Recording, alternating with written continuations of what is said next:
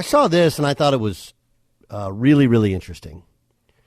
That Lamar Jackson is going to receive the exclusive franchise tag. Okay, exclusive franchise tag. Does everybody know what that means? Does everybody know? So, Beyer knows this stuff even better than I do. I think, Jay Stu, you're coming along to understanding it. Ramos, you know it too. The franchise tag is a calculation of the top 5 salaries at your position, and the value of it increases for the player if there's the exclusive franchise tag. Exclusive means there's no negotiation. So this is one of those deals where people always go like, well, he's a free agent. No, he's actually not a free agent. There is no negotiation at all needed if the Ravens don't have to negotiate at all in terms of a long-term contract extension. Here's the offer. It's 100% guaranteed. Now, what's the downside to the Ravens? Dollar for dollar goes on the cap. So it's like a pretty big cap number, whereas normally you can sign a long-term deal and find ways to manipulate the cap, even though the cap goes up substantially. Okay? But the exclusive tag prevents other teams from signing. If you just sign to a franchise tag, it basically says, hey, look, we want him, and we want the right to negotiate with him, whatever. But if you want to come in and give him some home run offer that he wants to take above that of what we're willing to give, you can have, and you get compensatory picks. The Ravens, by doing this, it's a little bit more money. It doesn't mean he can't be traded. It doesn't mean that Lamar has to play on the franchise tag. It simply means that if he's going to play, if the Ravens don't want to have any sort of negotiation, or they stick their feet down the turf and go like, we're not moving from this spot, there's literally nothing he can do. That's agreed to by the Players Association and the league and the teams in the CBA. It gives the power in many ways back to the team, not the player. And players in the past said, I don't want to play in the franchise tag. Well, that's fine. It's $46 million guaranteed. That's what you walk away from. And there's no option for, well, I can go sign with someone. No, you can't. And if you don't play, whenever you decide to come back and play, that's the contract that you play under. So I think it's really interesting. It's going to be interesting to see exactly what happens. But here's the convoluted quarterback market. Okay? Now, there's a lot of teams that need quarterbacks. Let's kind of go through the list. Right? We'll start out west. Arizona, they need somebody who can come in and play some, but they're tied to Kyler Murray, so whenever he comes back and he's healthy, it's going to be Kyler Murray's job. Seattle, very interesting, right, that they went with the cheap option for Geno Smith. My guess would be that they give Geno an offer, but I don't think it's going to be north of $30 million. I just don't think there's that market for Geno no matter how well he played this year. It's just not. Like, we have 10 years of data that tells us this is an outlier year as opposed to every other Geno Smith year. It doesn't mean that Seattle doesn't want him. They'd want him back, but part of the way to build a team, like Seattle built it before, is a quarterback not making a ton of money. So for him, you know, I would start in the high teens, maybe low 20s. Like, what are you're going to get more than 20 somewhere else? And they'll probably draft a guy who eventually they think they can develop into being a dude. The Niners are interesting, but everybody wants to talk about, you know, big names. They can't bring in Aaron Rodgers. Aaron Rodgers, let's remember, is under contract with the Green Bay Packers. So Aaron Rodgers, you bring in, there's two factors in bringing him in. How does he affect your cap? And how much do you have to give back in return? If you look at the Niners, this year, they don't have anything in the draft. The first round pick went for Trey Lance. The second, third, and fourth round pick went for Christian McCaffrey. So you'd be trading a first round pick if it's in next year, the next year's first round pick in the draft. It ain't gonna be a good pick if you get Aaron Rodgers. And then, so the team making that move, it would be the Packers, would be getting a low level first round pick. They still have some of the dead cap money unless that contract was redone and changed. Some, it's still going to hurt you against the cap. And then the Niners would lose all, you know, their big picks for the next couple of years and then have to take on that massive contract. I don't think it happens. Tom Brady costs you almost nothing financially, and he's a real free agent. Derek Carr is going to be a real free agent. They don't cost you any draft compensation, and they're also not going to be top of the market in a new deal that they sign. Garoppolo, the same. I think Baker Mayfield even the same, though I don't even know if he's a starter or he's a stopgap starter like somebody in Arizona. So there's a ton of teams that need quarterbacks. But if we've looked at the playoffs and what it really takes to make it, most of these guys are under rookie contracts, with the exception of Pat Mahomes, who's going to be in the conversation of the greatest quarterbacks ever. And even Mahomes, the way they built this team was when he wasn't making any money.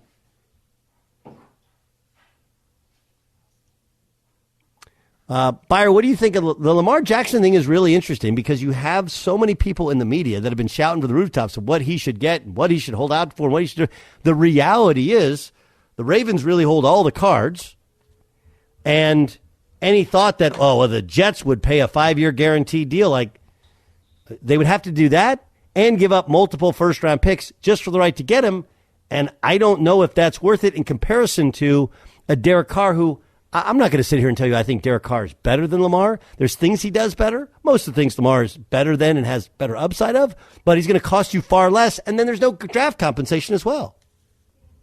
It's a turn in NFL quarterbacks that I never thought that we would see. And I just always felt guys were going to stay, especially like the Kirk Cousins scenario and him in Washington playing their game of chicken, and he just kept winning. And we've talked about Dak's injury, and Dak still got his money, and I just thought that no matter what, that there would be a point that Lamar Jackson's just going to get paid. And then this happened. This past season happened, and there's another injury, and I don't feel that the Ravens should increase their offer on a long-term deal. Set aside all the talk of the tag, Doug. I don't think that they should increase their offer by 1 cent, considering how this past season went, because that's all of their worries for it. If he gets the exclusive franchise tag, it may just be Baltimore saying, you know what, we'll try to extend this as long as we can, drag this thing out. But it also may be just on how they feel long-term with him, especially after the season. So I cannot – it's just crazy for me to think, especially now when we look at Kirk Cousins' career, where I just always thought that the quarterback was safe and everything was good. I do not think that Lamar Jackson – I don't think it's going to work out in his favor, and that's what's so surprising to me. Yeah, I honestly believe this, that had he had an agent, his entire career would have gone differently. Maybe some for the worse, but very likely a deal would have already been done. Mm-hmm. He'd already have that cash on hand. I talked to another GM last year who was like, well, the deal is like you have to have somebody who really understands the salary cap and the ways in which you can put things into a contract, which aren't guaranteed but are guaranteed, protect everybody involved. But I think one more year is brilliant for everybody involved because the Ravens are going to change how they play offensively. And Lamar seems convinced that that's what's limited them in the playoffs is the way in which they played. Whereas I would tell you that I thought the offense they ran was the best offense for him, gave him the best chance to succeed, and that's when he had most of his success. And when they fell short, it was, one, his own personal ceiling, or two, they've had a lot of injuries as well. But you can't, I mean, there's just no way of convincing me otherwise in that he's a running quarterback who has missed 7 games the past 2 years. Right? Look, there's 10 games, there's 17 games. He played 10 games each the past 2 years. So that's when he's in his early 20s. As you get older, you're going to get hurt more often. He hasn't, thankfully, suffered any sort of catastrophic injury. So you want to protect yourself against, one, the fact that he can't really play in another offense, or B, he hasn't been the MVP. He hasn't been anywhere close to the conversation the past 2 years. He's been good. He has not been great. I've changed. Doug, honestly, I think Rich Ornberger and I were sitting in for you maybe September, October, maybe around that time. And I remember saying to what you started off the show with, there's about 10 or 12 teams that could use a quarterback. And at that time, I thought to myself, they would all bend over backwards for Lamar Jackson. That they if they could bring in Lamar Jackson at the beginning of this season, like they would do so. And I think that two things played into this reason of why I changed my mind. Number one, of his season this past year. But number two, it's also Russell Wilson's season. Like, we talk about that contract now with the Broncos and what it means. And we thought Russell Wilson was really, really good and still maybe not trending upwards, Doug, but had hit the level that you're paying that franchise quarterback. And now you see the struggle that he has and what Denver may be saddled with. Do you think any of those other 10 teams around the NFL, plus the Baltimore Ravens, want to be saddled with a contract like that if it doesn't work out for Lamar? That's why I changed my tone on this. Yeah, and I think there's Russell Wilson. I think there's Cam Newton, and his career in many ways mirrors Cam Newton's. Right, Cam Newton was an MVP, but struggled with consistency and playing at that level. A really good player that fans like, players like, but he's not a consistent thrower, and it becomes a shortened career because of the beating you take when you're running around. You already take a little bit of a beating back there as a quarterback anyway. Then you run more than anybody's run when you play in modern football. And I think there's lots of reasonable discussion of, like, I wouldn't do that. You got to be willing to move on at some point or draw kind of a line in the sand. And again, the other part to it is the Deshaun Watson contract, which is a bad contract. And, anybody who's bought a house knows what this is like. You have the comps. Well, you have 5 comps. You're going to have one outlier. You're like, well, this one got, 1,000 a square foot. Like, yeah, but everybody else is at 600 a square foot or 200 a square foot, and you're at 500. Like, whatever it is, like, that's the comp. You cut out the high, you cut out the low, and it's not just his contract. Look at the landscape of football outside of Pat Mahomes. And even Pat Mahomes, I'm just being honest with you. Their offense wasn't good. I know they have some injuries to their wide receivers, right? Like, you're down top guy, but they had to get rid of Tyreek Hill because Tyreek Hill wanted too much money, but he's probably worth it. And at some point, you got to, like, all right, well, none of these owners are taking the money that they save on one contract, put it in their pocket. No. They have to spread it around. Yes, John Ramos. So far, I've heard Dan, and I'm sorry, Dan, if I misconstrued what you said. I definitely heard Doug say bad contracts, right? That's a bad Why are we all saying this, but professional sports teams are not saying this to themselves? Like, there's not somebody in the room that's like, hey, that's a bad contract. We shouldn't do that. I'm trying to comprehend why these are being put out, these bad contracts, when we're all saying they're bad, but yet the professional team is doing it. Is there something I'm missing about this? I have an answer. Go. I'll tell you what, look at what's happening in Green Bay right now. The fans, everybody wanted that Aaron Rodgers back, that Super Bowl window, seeing what's going on. We got to have Rodgers back. He's an MVP. And then the second that it goes bad, they want him out. And I don't think people have the guts to stand up to, it takes a lot of guts to be like, you know what, Lamar, we love you. We love you at $40 million. We don't love you at $50 million. And time to move on, and we'll start from scratch. It takes a lot of guts to do it. And, the Seahawks situation almost became, where they knew that they were not going to have Russell Wilson back, so it ends up moving on. But to move off of a quarterback, I think is very difficult. Very difficult to move off a quarterback. There's an emotional tie to the guy. He becomes your franchise leader. I mean, you look at Derek Carr. Like, Derek Carr is a sympathetic figure. He wasn't good this year. Sure. He wasn't good. There's nobody who can tell me otherwise. He wasn't good. But, Derek Carr, like, moving on from him, and they reworked his contract, but they really reworked his contract so they could get rid of him and it doesn't cost him anything. Cost him much this year. But I think I'm with you. I think the whole thing is fascinating, completely fascinating. And to answer your question, John, I think honestly, not a lot has changed in the way business is done from the really good franchises. The bad contracts generally are from bad franchises. That's it.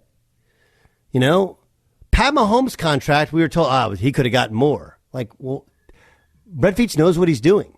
He paid him the most he possibly could, spread it out over the most possible time, got him a bunch of money up front, and did the best they could, knowing they believe they have the best quarterback of this era. I would honestly argue, I'll bet the Chargers end up doing the same thing. I think the Bengals will end up doing much the same thing. Like, that's what they're all going to try and shoot for, is a Pat Mahomes-esque deal. Because those types of quarterbacks, they last forever, and they can bail you out of bad situations, and they don't have off-the-field flaws and whatever. Lamar's problem is that's not the style of position he plays, and he hasn't shown the consistency as a passer. And so because of it, like, are you really going to give 5 years guaranteed? The answer is no. But Arizona gives a bad contract. Arizona's been a bad franchise. That's why. That's why. Denver, I think, Denver's the one that's the most surprising that's a bad contract. And part of that that's why more people didn't want to trade for Russell Wilson. Like, I'd trade for him. I don't want to give him a brand new contract without having him play for us for a little time. But that was part of the terms in dictating who he would and where he wouldn't go to. You had a new GM, and you had a GM who's trying to prove himself to a new owner. And I think that's what's behind it. But they're not all bad contracts. They're just, the bad contracts are generally with the bad teams. Well, that's it. Yeah, I don't mean to pile on this guy, but like, people make bad judgments all the time. I mean, some CBS executive thought it was a good idea to give Tony Romo like $19 million. That's a bad contract. They're not getting their money's worth on this one. Okay, but why did the Tony Romo thing happen? Why did he get I don't that know the kind of details, but it seemed like it's very he simple. was the Here's what happened. He comes in and he kills it, and he was kind of a thing when he first came in, right? Monday Night Football they needed something and somebody. They didn't have anything. And John Gruden had just gotten a home run deal, a home run offer to stay. And then he ended up, leaving and going to the NFL. And people made the $100 million deal out to be something, and it wasn't. $10 million a year is not that much money to be a head coach in the NFL. It's just not. And he was the head coach and basically the president as well. But the $100 million threw everybody off. But what happened was ESPN, ABC, in order for them, their pitch to the NFL was, hey, we want more playoff games and we want a Super Bowl. And they were like, that's great. But one, you got to come up with the money. And then two, you can't be throwing out that crew you got. We need, post Gruden, it was a disaster. So they said, what's it going to cost? And I think they bid 15 or 16 million from Tony Romo. And Romo turned to CBS, who's also was looking to re-up their deal. And everybody liked him at the time. And it just became a leverage thing. That's why he got all that money. And then Troy Aikman and Joe Buck were like, wait, he's getting 17 million. He didn't win Bubkiss. We've been doing this for 20 years. We're better. And now they're at that level financially. And, oh, yeah, by the way, all the money that those guys are making, that's what drives Sean McVay to go like, why am I coaching when I can just go broadcast and make more money? And I have way less stress. Heck, it's such a good gig. Tom Brady's already got a gig, a future gig with Fox, whatever he wants. And he can play, not play, whatever. He's already signed that deal. But that's what it all came down to, was the ESPN offer to Romo was one of kind of desperation, much like the Browns and what they gave to Deshaun Watson. Make sense? The question I asked makes sense, yes. I don't know about Jason's question, but mine does. Okay. Did my answer make sense, Jason? Yeah, makes perfect sense to me. We got. We'll ask Mark Dominic. Why do you hate Tony Romo so much? You just hate Tony Romo. Why is Tony Romo yelling at me? I don't know, Jim. I'm just yelling because I'm yelling. Romo yelling reminds me of that. Do you guys remember Good Morning Vietnam? You guys ever watch Good Morning Vietnam? It was a great movie with late Robin Williams. Robin Williams. Beyer, have you seen Good Morning Vietnam? No. Let's put that one on the list for Beyer. It's really good, Dan. You like it. Anyway, he'd make up like fake. He'd be like a fake caller, like a call-in show. It's Jim from Artillery. Well, what do you want to play, Jim? I don't care, man. Just play it loud, okay? That reminds me of Tony Romo. Romo at times does color commentary like somebody who's got their headphones on and is trying to talk to everybody else.